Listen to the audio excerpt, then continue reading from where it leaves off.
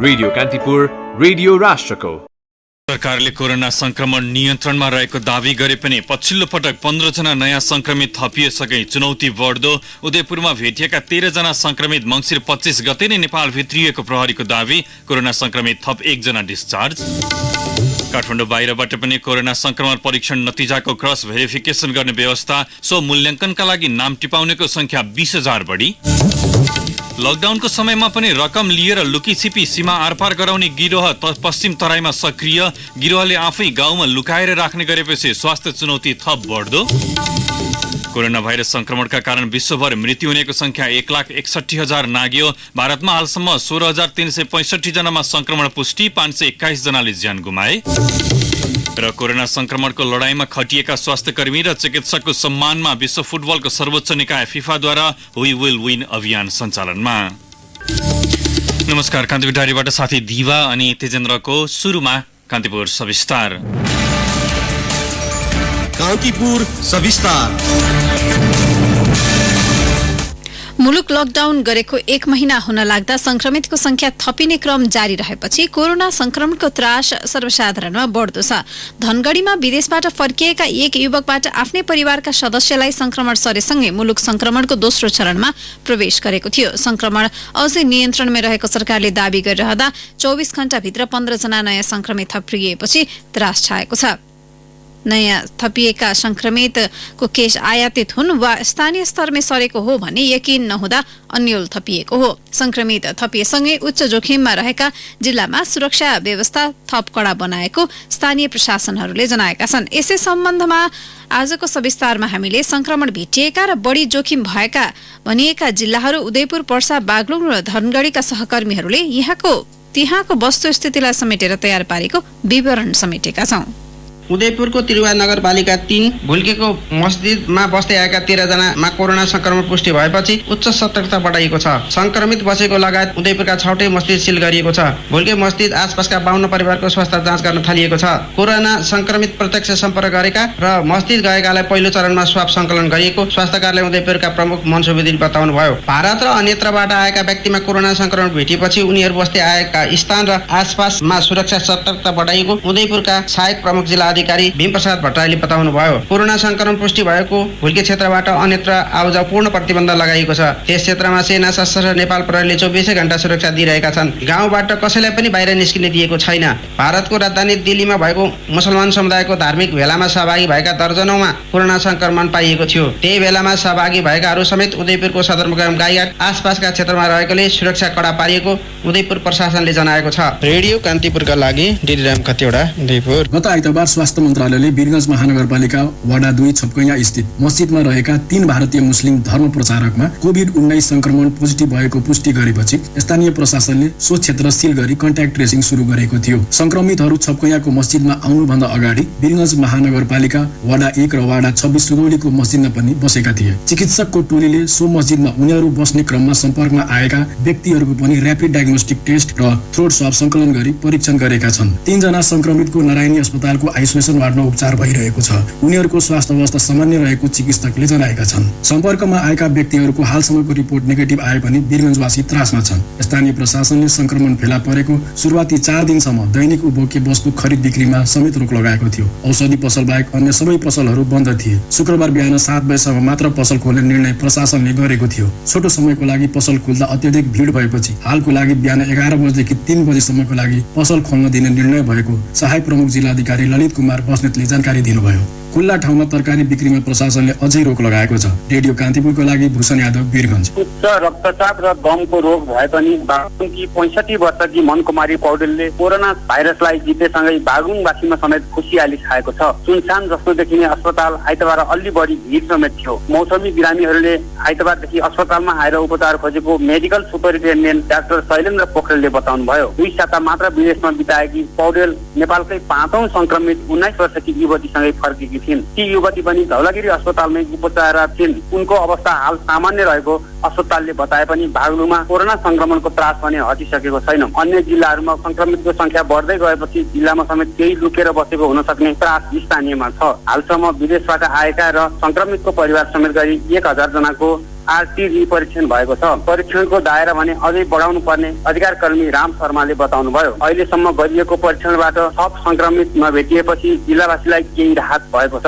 जोखिम न्यूनीकरणका लागि भन्दै जिल्लामा सुरक्षा व्यवस्था कडा पारिएको छ। रेडियो कान्तिपुरका लागि प्रकाश बराल बागलुङ। चैत दोस्रो साता धनगढीमा कोरोना संक्रमणको बिरामी देखिएपछि पुरै सुदूरपश्चिम त्रसित बन्यो। धनगढीमा भेटिएका पहिलो संक्रमित 34 वर्षीय युवा दुबईबाट घर फर्केर 3 दिन घर परिवारसँगै बसेका थिए। त्यसैको एक सातापछि यी युवाकी भाउजूसहित कैलालीकै लम्की र कञ्चनपुरको बेतकोटका युवामा पनि कोरोना भाइरसको संक्रमण पुष्टि भयो। त्यसपछि त डर झनै बढ्यो। चैत अन्तिम साता लम्कीकै एक महिलामा पनि संक्रमण देखियो। विदेशबाट आएका युवाबाट स्थानीय तहमा सरेकाले नेपाल कोरोना संक्रमणको दोस्रो चरणमा धनगढीबाटै प्रवेश गरेको हो। सशस्त्र प्रहरीको अभिलेख अनुसार लकडाउन अघि भारतबाट 1,32,000 मानिसहरू अव्यवस्थित रूपमा गाउँठाउँमा भित्रिएका थिए। तीमध्ये 368 जना यो सातासम्म लकडाउनकै अवधिमा लुकीछिपी आए। अव्यवस्थित रूपमा नेपाल भित्रिएकाहरू मध्ये करिब 5,500 जना मात्रै क्वारेन्टाइनमा बसेको स्वास्थ्य निर्देशनालयको तथ्याङ्क छ। यस क्षेत्रका चिकित्सकहरू अहिले पनि सुदूरपश्चिममा अत्याधिक जोखिम रहेको औल्याउँछन्। उनीहरूका अनुसार लक्षण नदेखिएका बिरामी भएकाले भित्रभित्र भयावह रूप लिएको हुन सक्ने उनीहरूको अनुमान छ। पछिल्लो समयमा केही स्थानीय तहहरूले ओडाहरूलाई परिचालन गरेर भारतबाट आएका हरेकको तथ्याङ्क सङ्कलन गरिरहेको बताएका छन्। अर्जुन शाह, धनगढी। कान्तिपुर सविस्तार।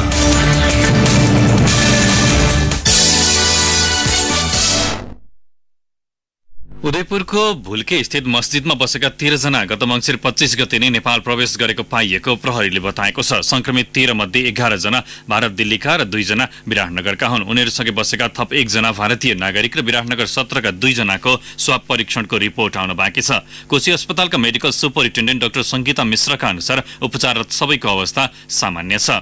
जिल्ला प्रहरी मोरङका प्रमुख प्रहरी उपरीक्षक विश्व अधिकारीले भारतीय जमात मङ्सिर 25 गते भारतको दिल्लीबाट विराटनगर 17 रानी स्थित मस्जिदमा आएको ट्राभल हिस्ट्रीबाट देखिएको बताउनुभयो। प्रदेशका सामाजिक विकास मन्त्रालयका स्रोत व्यक्ति ज्ञानबहादुर बस्नेतले पनि भुल्के मस्जिदका 13 जना नेपालमै संक्रमित भएको बताउनुभयो। स्थानीय 4 जना सहित रानीबाट माघ 1 गते विराटनगर 8 स्थित बलुवाही मस्जिद गएका उनीहरू त्यहाँ एक हप्ता बसेर सुनसरीतर्फ लागेको देखिएको प्रहरी उपरीक्षक अधिकारीले उल्लेख गर्नुभयो।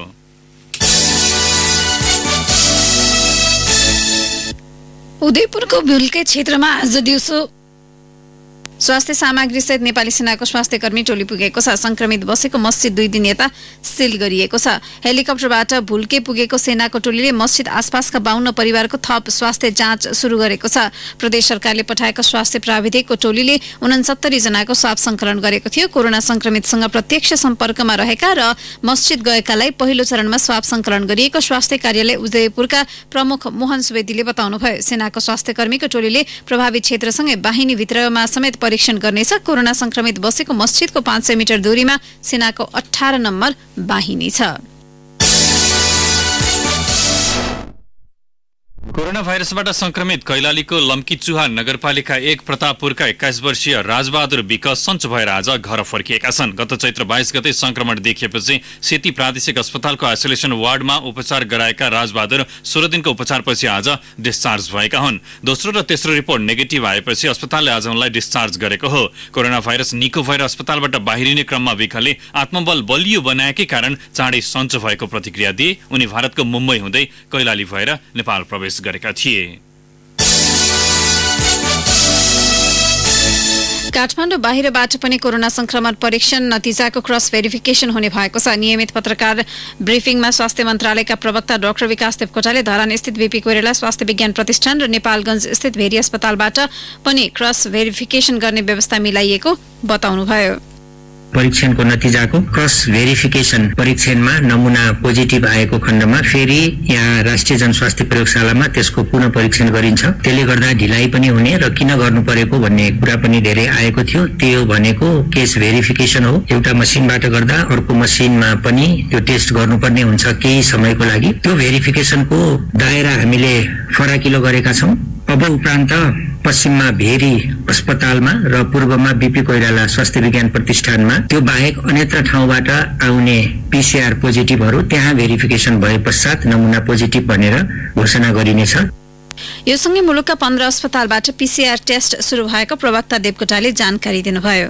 भेरी अस्पताल नेपालगञ्जमा पनि पीसीआर टेस्ट सुरु भएको छ आजदेखि। यो सँगै नेपालको विभिन्न ठाउँमा गरेर जम्मा 15 वटा प्रयोगशालाबाट कोभिड-19 को पीसीआर टेस्ट सुरु भएको छ। उदयपुरको केसको इन्भेस्टिगेसन र कन्ट्याक्ट ट्रेसिङ भइरहेको छ र हिजो गएको टोलीले शंकास्पद रहेका 69 जनाको पीसीआर परीक्षणको लागि नमुना संकलन गरिसकेको छ भने आज सीसीएमसी मार्फत नेपाली सेनाको हेलिकप्टर प्रयोग गरेर त्यहाँ नमुना संकलनको लागि टोली गइसकेको अवस्था छ। अहिले नमुना संकलन कार्य भइरहेको छ। सो मूल्याङ्कनका लागि क्वारेन्टिनमा रहेका मध्ये 20,000 बढीले नाम दर्ता गराएको डाक्टर देवकोटाले बताउनुभयो। संक्रमणको उच्च जोखिममा रहेका व्यक्तिहरूको संख्या पनि 260 पुगेको देवकोटाको भनाइ छ। आइसोलेसनमा रहेका बिरामीहरू आजको दिनमा 103 जना हुनुहुन्छ, जसमा उपत्यका भित्र 5 जना र उपत्यका बाहिर 98 जना हुनुहुन्छ। सो मूल्याङ्कनको लागि क्वारेन्टाइनमा रहेका व्यक्तिहरूले गरेको इन्ट्रीको संख्या हालसम्म 20,834 पुगेको छ। गत 24 घण्टामा 704 जनाले इन्ट्री गराउनु भएको छ। त्यसैगरी रेड जोनमा पर्नु भएको व्यक्तिहरूको संख्या, जो व्यक्तिहरू सम्भावित संक्रमित हुन सक्नुहुन्छ, जसलाई खोकी लागेको छ, ज्वरो आएको छ, बाहिरको यात्राबाट आउनु भएको छ, त्यस्ता व्यक्तिहरूको संख्या हालसम्म 260 पुगेको छ र गत 24 घण्टामा थप 6 जना यो रेड जोनमा आउनु भएको छ। यसैबीच मन्त्रालयले शुक्रराज ट्रपिकल तथा सरुवा रोग अस्पतालका प्रमुख मेडिकल अधिकृत डाक्टर शेरबहादुर पुनलाई स्पष्टीकरण सोधिएको विषयमा प्रकाशित भएका समाचारबारे गम्भीर ध्यानाकर्षण भएको जनाएको छ। मन्त्रालयले विज्ञप्ति जारी गर्दै कोरोना रोकथामका लागि सञ्चालित अभियानबारे छलफल गर्न डाक्टर पुनलाई बोलाइएकोमा सञ्चार माध्यमले कपोलकल्पित समाचार प्रकाशित गरेको भन्दै आपत्ति जनाएको हो। मन्त्रालयका सहसचिव रघुराम विष्टले बाहिर आएको विषय भ्रामक भएको उल्लेख गर्नुभयो। डाक्टर शेरबहादुर पुनलाई अस्पतालको काममा बाधा नपर्ने गरी कोभिड-19 मा मन्त्रालयले सञ्चालन गरेको अभियानमा सहयोग पुर्याउन उपस्थित गराइदिन भनी पत्राचार गरेकोमा सत्य तथ्य नबुझी अनलाइन पत्र-पत्रिका, टेलिभिजनमा समाचार प्रसारण भएको सन्दर्भमा यस मन्त्रालयको ध्यानाकर्षण भएको छ। प्रमुख मेडिकल अधिकृत पुनले समेत आफूले पत्र नपाएको भनी मिडियाले बताउनु भएको सन्दर्भमा मिडियाहरूले उहाँको भनाइ नै खण्डन हुने गरी मन्त्रालयको पत्रमा उहाँलाई स्पष्ट सोधेको भनी कपोलकल्पित समाचार प्रसारण गर्नु खेदपूर्ण छ। यस समय हिजो मिति 77/1/6 गते नै मन्त्रालयबाट सूचना जारी भइरहेको बेला अवगत गराइन्छ। यस्तै डाक्टर पुनले पनि आज विज्ञप्ति जारी गर्दै आफूसँग जोडिएर आएको समाचार भ्रामक र झुटो भएको उल्लेख गर्नुभएको छ। उहाँले प्रतिकूल परिस्थितिमा मन्त्रालय र मन्त्रीसँग जोडेर अनर्गल प्रचार नगरिदिन आम सञ्चार माध्यमलाई आग्रह समेत गर्नुभएको छ। कान्तिपुर डायरीमा अब ब्रेकको पालो। अब बाँकी प्रसंग। नेपाल भारत सीमा क्षेत्रबाट व्यापारिक वस्तुको तस्करी हुँदै आएको देखिए पनि लकडाउनकै बीचमा रकम लिएर लुकीछिपी सीमा आरपार गराउने गिरोह पश्चिम तराईमा सक्रिय भएको छ। भारतमा पनि लामो समयदेखि जारी लकडाउनले वारिपारी गर्नेहरूसँग सो गिरोहले 500 देखि 1000 रुपियाँसम्म लिने गरेका छन्। भारतबाट नेपाल प्रवेश गर्नेलाई गिरोहले आफै बाँकेका विभिन्न गाउँमा लुकाएर राख्ने गरेपछि स्वास्थ्य चुनौती बढ्दो छ। यस्तो अवस्था नियन्त्रण नभए कोरोना भाइरस संक्रमण रोक्न कठिन हुने भन्दै स्वास्थ्य कर्मीहरू नि चिन्तित बनेका छन्। थप विवरण सहित नेपालगञ्जबाट सहकर्मी जे पाण्डेको रिपोर्ट। लकडाउनका कारण नेपाल आउँदै र भारत जाँदै गरेका धेरै मानिस दुवैतिर बीच बाटोमै रोकिएर अल्पत्र छन्। यही मौका छोपेर प्रति व्यक्ति 500 देखि 1000 रुपियाँ लिई 10 गजा कटाइदिने समूह सक्रिय भएपछि सीमावर्ती क्षेत्रका बस्तीमा कोरोना भाइरस संक्रमण हुन नदिन खटिएका स्वास्थ्य कर्मी समक्ष ठूलो स्वास्थ्य चुनौती खडा भएको छ। डुडुवा गाउँपालिकाका स्वास्थ्य अधिकृत धनबहादुर बुढा बाँकेको अवस्था हेर्नु छ भने हाम्रा अधिकांश सीमानाहरू खुल्ला छन्। इन्डियाले चाहेको खण्डमा यो लकडाउन कायमै रहने, हामीले यहाँबाट इन्डियातर्फ पठाउनै नसक्ने, तर इन्डियाका मान्छेहरू नेपालमा आउने क्रम जारी छ। यी मान्छे पनि यस्तो ठाउँबाट आएका छन्, राजस्थानबाट आएका छन्, उत्तर प्रदेशबाट आएका छन्, दिल्लीबाट आएका छन्, मेरठ भन्ने ठाउँबाट आएका छन्। किनभने मधेसर डुडाको अधिकांश खुल्ला ठाउँसँग जोडिएको मान्छे हो। बाँकेको पूर्वी सीमा स्थित नरैनापुरका स्वास्थ्य कर्मी सबैभन्दा ठूलो चुनौतीसँग जुधिरहेका छन्। त्यस क्षेत्रमा भारततिरबाट नेपाली बस्तीमा घुस्नेहरूको घुइँचो लाग्ने गरेको छ भने लकडाउनका बेला आउनेलाई स्थानीयवासीले नै लुकाइदिने गर्दा जोखिम न्यूनीकरण गर्न नसक्ने अवस्थामा पुगेको बताउँछन् नरैनापुरका स्वास्थ्य शाखा प्रमुख मोहम्मद महिन खाँ। अब खुल्ला बर्डर छ, राति अब को कहाँ जान्छ, कतिखेर आउँछ, त्यो अब बडा गाह्रो कुरा हो। यो अब स्वास्थ्य कर्मीलाई कमसा कम सहयोग गर्नुपर्छ। त्यहाँको जनताहरूले आफ्नो घरमा राख्नुहुन्न, आएपछि घरमै राखिदिन्छन्। अब सोध्न जाँदा भन्दिनन्। मुख्य चुनौती त यही हो। पैसा लिएर सीमा वारपार गराउने र बस्तीमा ल्याएर लुकाउने क्रम बढेपछि कतै कतै सशस्त्र प्रहरी बल र नेपाल प्रहरीले त्यस्तो समूहको खोजी गरेको छ। एक साता यता गिरोह गिरोहका 5 जना मध्ये नेपालगञ्जमै पक्राउ परेका 1 जना प्रहरीलाई वडा प्रहरी कार्यालयले धरौटीमा रिहा गरेको छ। बाँकी 4 जना फरार छन्। तर प्रहरी प्रशासनका अधिकारीले सीमाबाट वारपार गराउने समूहलाई भने सार्वजनिक गर्न चाहेका छैनन्। रातिको समयमा सीमा क्षेत्रको गाउँबारी हुँदै नेपाल भित्र्याउने र त्यसरी नै भारत पठाउने गरेको बुझिएको छ। जयेशपुर, नरेनापुर, साईगाउँ, राधापुर, डुडुवा र होलिया लुकी छिपी प्रवेश गर्ने मुख्य क्षेत्र हुन्। जनस्वास्थ्य प्रमुख धीरजङ शाह, यो पनि हामीले सुनेर यो सम्बन्धमा के रहेछ त भन्ने बुझ्नको लागि आज स्थानीय तहका साथीहरूसँग बुझ्यौं, सेयरिङ गर्यौं। समस्या छन्, उहाँ साथीहरूले पनि भन्नुभयो यो लकडाउनको अवस्थामा पनि उताबाट निरन्तर आउने मान्छेहरूको आइरहेको अवस्था छ। यद्यपि किन नआएको धेरै सीमा कडा गरिएको भनेर सम्बन्धित स्थानीय तहका सीमा जोडिएका पालिकाका प्रमुखहरूले पनि त्यो पहिले जस्तो छैन, अझ हामीले एकदमै नियन्त्रण गरिरहेका छौँ समेत भन्नु त भएको छ। छलेर चाहिँ यताउता भएको हुन सक्छ। नेपाल भारत सीमा क्षेत्रमा निगरानी राख्ने सुरक्षा कर्मीको बीचबाटै सीमा वारपार गर्ने गराउने क्रम नरोकिनुले सुरक्षा अधिकारीको नियतमाथि नै प्रश्न उठेको छ। रेडियो कान्तिपुरका लागि जे पाण्डे, नेपालगञ्ज। लकडाउनका कारण समस्यामा परेका गरिब तथा दैनिक ज्यालादारीका मजदूरहरूका लागि प्रदेश 2 सरकारले दोस्रो चरणको प्याकेज घोषणा गरेको छ। मन्त्री परिषदको आज बसेको बैठकले लक्षित परिवारको घरमा सोझै राहत पुर्याउने गरी दोस्रो चरणको राहत प्याकेज घोषणा गरेको हो। केही स्थानीय तहले राहत वितरण गर्न नसकेको गुनासो आएपछि सम्बोधनका लागि दोस्रो चरणको कार्यक्रम ल्याएको सरकारको भनाइ छ। स्थानीय तहले उपलब्ध गराएको सूचीका आधारमा प्रदेश सरकारले जिल्ला स्थित घरेलु तथा साना उद्योग कार्यालय मार्फत राहत वितरण गर्ने तयारी गरेको छ। समाचार संक्षेपमा कतार एयरवेजको QR 644 विमानबाट नेपाल आएर घरमा लुकेर बसेका रौतहट गुजरा नगरपालिकाका एक युवकलाई प्रहरी सहितको चिकित्सा टोलीले नियन्त्रणमा लिएर क्वारेन्टिनमा राखेको छ। यस्तै विदेशबाट फर्किएर मकवानपुरमा लुकेर बसेकाहरू पनि क्रमशः स्थानीय तहहरूको सम्पर्कमा आउन थालेका छन्। दाङको तुलसीपुर उपमहानगरपालिकाले पनि नगर क्षेत्रका सबै मस्जिदमा अनुगमन गरेको छ। तुलसीपुरका 3 मस्जिदको अनुगमन गर्दा कोही पनि लुकेर बसेको नभेटिएको नगर प्रमुख घनश्याम पाण्डेले बताउनुभयो। तेह्रथुमका एकै परिवारका 3 जनामा र्यापिड डायग्नोस्टिक टेस्टमा कोरोना भाइरस पोजिटिभ देखिएको छ। उनीहरूलाई कोरोना भाइरसको एन्टिबडी पोजिटिभ देखिएपछि थप परीक्षणका लागि विराटनगर पठाइएको छ। प्रदेश 5 सरकारले 12 जिल्लामा 13 दिनमा 2400 बढीको कोभिड-19 संक्रमण परीक्षण गरेको छ। चितवनको कृषि तथा वन विज्ञान विश्वविद्यालयले तितेपातीको तेलयुक्त ह्यान्ड सेनिटाइजर बनाएको छ।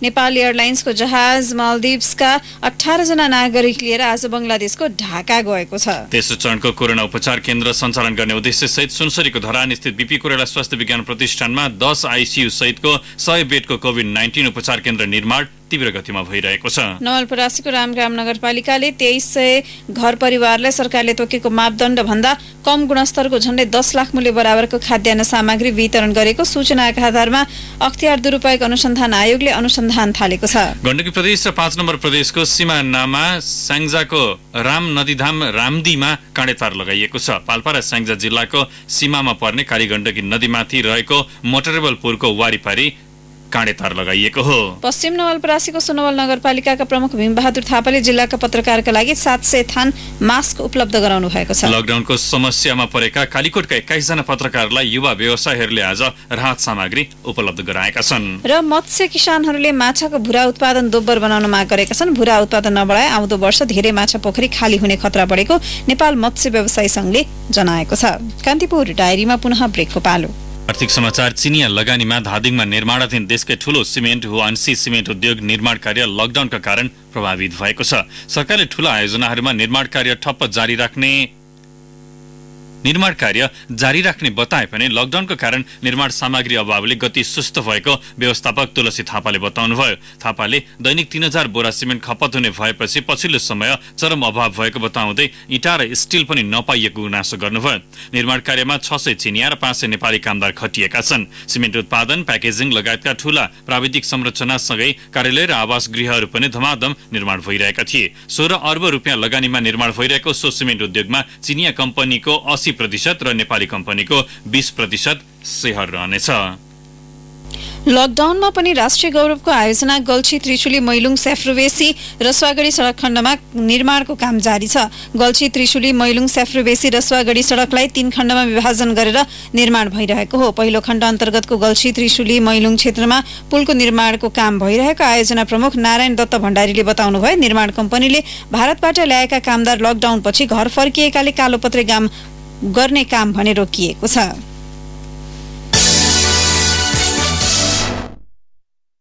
अन्तर्राष्ट्रिय समाचार। विश्वभर कोरोना भाइरस महामारीका कारण 1,61,200 बढीको मृत्यु भएको छ। 23,45,633 जनामा संक्रमण पुष्टि भएको छ। 6,03,903 जना निको भएको अमेरिकाको जोन हपकिन्स विश्वविद्यालयको तथ्याङ्कमा उल्लेख छ। सिङ्गापुरमा 596 जनामा नयाँ संक्रमण फेला परिसके कुल संक्रमितको संख्या 6,588 पुगेको छ। रुसमा एकै दिन 660 जनामा संक्रमण देखिएको छ। यसअघि हालसम्म रुसमा 42,853 जनामा संक्रमण पुष्टि भएको छ। 361 जनाको मृत्यु भएको छ। दक्षिण एसियामा सबैभन्दा बढी भारतमा हालसम्म 16,365 जनामा संक्रमण पुष्टि भएको छ। 521 जनाले ज्यान गुमाएका छन्। यस्तै पाकिस्तानमा 8,000 जनामा संक्रमण पुष्टि हुँदा 159 जनाले ज्यान गुमाएका छन्। इजरायलमा 13,300 बढी संक्रमित भएका छन् भने 171 जनाको मृत्यु भइसकेको छ। फिलिपिन्समा संक्रमितको संख्या 6,259 पुगेको त्यहाँको स्वास्थ्य मन्त्रालयले जनाएको छ। बेलायत सरकारले लकडाउन तत्काल खुकुलो नपार्ने स्पष्ट पारेको छ। संक्रमण फैलने क्रम जारी रहेकै बेला विभिन्न युरोपेली मुलुकहरूले प्रतिबन्धहरू खुकुलो पार्ने तयारी गरिरहँदा बेलायतले भने लकडाउन जारी राख्ने स्पष्ट पारेको हो। त्यहाँका वरिष्ठ मन्त्री माइकल गोबले हतारमा सार्वजनिक स्थल खोलेर गल्ती नगर्ने बताउनुभयो। होटल लगायत बढी जमघट हुने व्यवसायहरू अन्तिममा खोलिने बेलायत सरकारले उल्लेख गरेको छ। मन्त्री गोबले बेलायत सरकारले प्रारम्भिक चरणमा भाइरस नियन्त्रणका लागि गरेको प्रयास पर्याप्त नभएको स्वीकार गर्नुभएको छ। भारतले पनि महाराष्ट्रमा सीमित व्यवसाय सञ्चालन गर्न अनुमति प्रदान गर्ने भएको छ। भारतको आर्थिक हब मानिने महाराष्ट्रका कम प्रभावित स्थानमा सीमित व्यवसाय सञ्चालनका लागि अनुमति दिने त्यहाँका मुख्यमन्त्री उद्धव ठाकरेले बताउनुभयो। यस्तै साउदी अरबका एक उच्च धार्मिक संगठनले आगामी सातादेखि सुरु हुने रमदानमा घर घरमै प्रार्थना गर्न आग्रह गरेको छ। मस्जिदमा प्रार्थनाका लागि यात्रा नगर्न मुस्लिम धार्मिक गुरुहरूको समूहले आग्रह गरेको हो। सुन्नी बाहुल्यता रहेको साउदी अरबमा सबैजसो पवित्र तीर्थस्थल मक्का सहित सबै मस्जिद बन्द गरिने सरकारले सूचना जारी गरेको छ।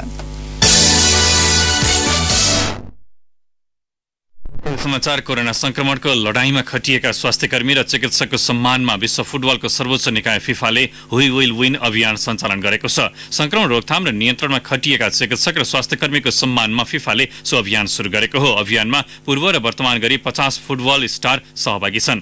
अभियानमा विश्व फुटबलका महारथी Pele, Diego Maradona, Zinedine Zidane, David Beckham, Ronaldo लगायतका खेलाडी सहभागी छन्। भारतका पूर्व कप्तान भाइचुङ भुटिया पनि अभियानमा सामेल भएका छन्। मानवीय संवेदनालाई जीवन्त राख्दै प्रतिकूल परिस्थितिमा लडाईँको अग्रमोर्चामा रहेका व्यक्तिहरूको सम्मानमा सो अभियान चलाइएको फिफाले उल्लेख गरेको छ। कोरोना संक्रमण रोकथाम र नियन्त्रणका लागि ठूलो रकम सहयोग गरेको फिफाले स्वास्थ्यकर्मीको हौसलाका लागि यो फरक शैलीको अभियान सञ्चालन गरेको स्पष्ट पारेको छ। जाँदा जाँदा एउटा घरेलु प्रसङ्ग। राष्ट्रिय मुस्लिम आयोगले मस्जिद र मदरसामा जमातीहरू लुकेर नबसेको स्पष्ट पारेको छ। आज मुस्लिम आयोगको कार्यालयमा भएको सर्वपक्षीय छलफलले कुनै पनि मस्जिद र मदरसाहरूमा जमाती नलुकेको निष्कर्ष निकालेको हो। उदयपुर र पर्साको मस्जिदमा रहेका जमातीमा कोरोना भाइरस पोजिटिभ देखिएपछि मुस्लिम समुदायका व्यक्तिहरूमाथि प्रश्न उठाइएको थियो। आयोगका अध्यक्ष समीम मिया अन्सारीले नेपालको सद्भावमाथि खलल पुर्याउने तत्त्वहरूले सामाजिक सञ्जालमा जमातीहरू लुकेर बसेको आरोप लगाएको बताउनुभयो। यसअघि नै कुनै ठाउँमा कति जमाती रहेका छन् भन्ने कुराको जानकारी गृह मन्त्रालय र प्रत्येक जिल्ला प्रशासन कार्यालयहरूमा दिइएको पनि उहाँले स्पष्ट पार्नुभयो।